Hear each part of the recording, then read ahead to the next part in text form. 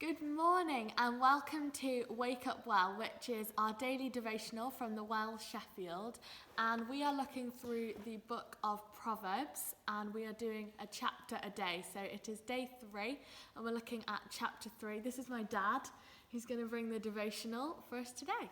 Thank you, Yasmin.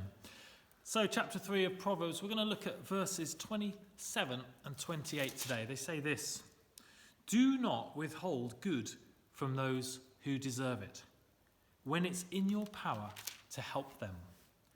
If you can help your neighbour now, don't say, 'Come back tomorrow, and then I'll help you.'"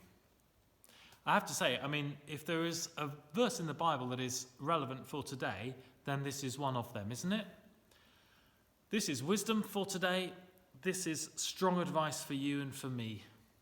And it's been wonderful, hasn't it, to see people's response to the coronavirus crisis in this nation.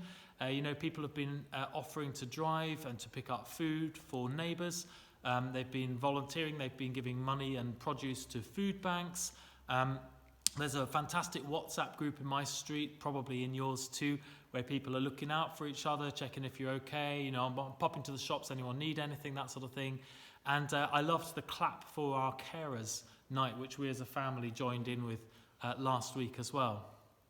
But the temptation is, when somebody's in need, to leave it to somebody else. I don't know about you, but often if you realise everybody's mucking in, then the temptation is to let them take the load. It's to say, "Oh, well, you know what? Come back tomorrow and then I'll help you." And that is a test for you and for me. Jesus said that love looks like something. He said, love your neighbour in the same way that you love yourself. And that kind of thing may be tested for you and for me in the days and weeks to come.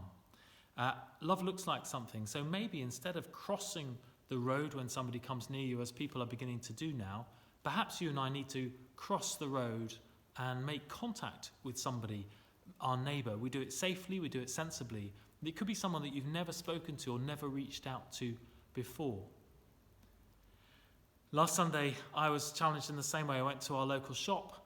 There was a homeless guy outside. I'd already been around the shop and got my contents in my bag and so on. And there he was. And I thought, I can't just go away this time. I said, "What do you need?" And he said, "I need food." And so I went again. I queued again. I went round again. We did all the distancing thing. And I just bought him some simple food. And it was just a really simple act. But I thought, actually, Jesus calls me to love my neighbour as I love myself. And I had just been shopping.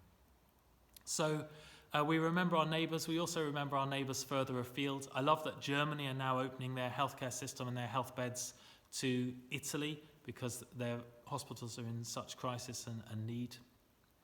And if this virus situation teaches us anything, it's that we are a globalised world.